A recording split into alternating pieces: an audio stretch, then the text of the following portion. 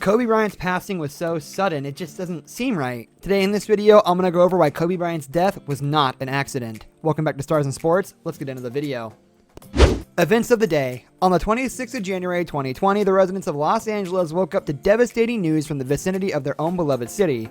A news that triggered worldwide media attention, tributes from the entertainment and sports industry alike, and even the woeful tweet from the President of the United States, Donald Trump Jr. himself. Kobe Bryant, along with his 13-year-old daughter, Gianna Bryant, and 6 other misfortunate passengers of the pilot himself, were killed by a devastating helicopter crash at 9:06 a.m. in the morning, at the fairly young age of 41.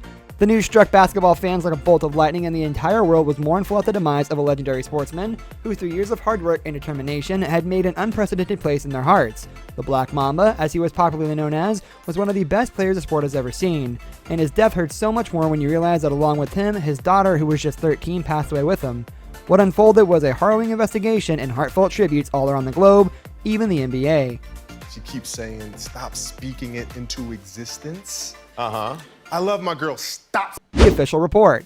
After the tragic incident, many heartbroken fans took to the streets to demand an impartial and transparent investigation into how and why a perfectly functional helicopter could just give away and kill 11 healthy people, in the harrowing way that it did. Late-night TV hosts, most famously Jimmy Kimmel and James Corden, amplified these sentiments by canceling their tapings and playing recordings in tribute to the great basketball player for 45 and an hour each, respectively.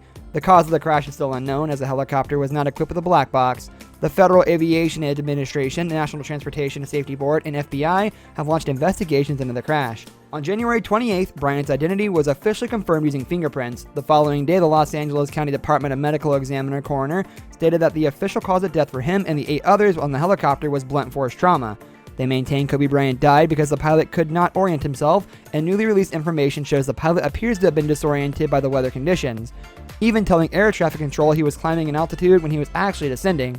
However, there were and still are problems with this narrative. I can get into, and it's all the wrong stuff. And you gotta sit there and ask yourself, okay, what am I? The lack of a black box. A black box is a flight recorder in an aircraft, and according to every aviation authority, including the Los Angeles Aviation Commission, it is legally incumbent of every private jet and commercial aircraft to have a black box present on board during all local and international flights. In the light of this, we find it extremely convenient that on the one flight that was extremely perfect in every way, with 2 high-profile personalities on board, the helicopter in question did not have a functional black box on board. Due to this, there is no possible corroboration whatsoever to the official reports, and if the official statement is a cover-up, which it most certainly can be, the lack of a black box is vital to their lie. Say what you will and justify it how you want, we are not buying it. That's all right. But that helps when you're in that mode. You can do Competence of the pilot. According to the family of the pilot and every other official record of him, it is reasonable to assume that his reputation has been dragged along the mud by the investigative authorities in charge of the crash. As the man had passed away, and since he cannot defend himself, is the perfect scapegoat for any potential cover-up. The official report claims the reason for the crash is the disorientation of the pilot, who could not see where he was going, and not a fault on the aircraft. However, the pilot was a 15-year-old veteran who had been flying the helicopter in the area for over 12 years and was perfectly acquainted with and experienced with the conditions of the weather at hand.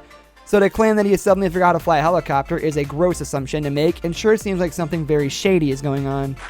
With the help of your fans, can we get working a deal and get you back for like 10 games a year? Just do the playoff. Calabasas' reputation. There is a significant reason to make an informed assumption that the cause of the crash is not the failure of the pilot or the mildly overcast weather, but criminal negligence by the manufacturer of the helicopter. Now you're probably going to tell us the official report states that there was an uncategorically zero-engine failure. Well, we're telling you the official report is bogus, but don't take it from us. Take it from the wife of Kobe Bryant and the mother of Gianna Bryant, Vanessa Bryant, who filed more than 6 multi-million lawsuits against Calabasas, the manufacturer of the helicopter which crashed. We are positive that their shady involvement and their faulty cover-up is the reason that, without a shadow of a doubt, Kobe Bryant's tragic death was so accident, but criminal negligence of a large multi-million-dollar corporation. I think you were too hot about it. I said, well, you can't change it now, dude. Like, you can't give me a gift and then take it back. This brings us to the end of our video. I hope you enjoyed it. Hit like if you did, and don't forget to subscribe to our channel so you don't miss out on any of our videos in the future. Also, watch the 2 videos that are on your screen because I'm sure you'll love them. With that, I'll see you in the next video. Goodbye.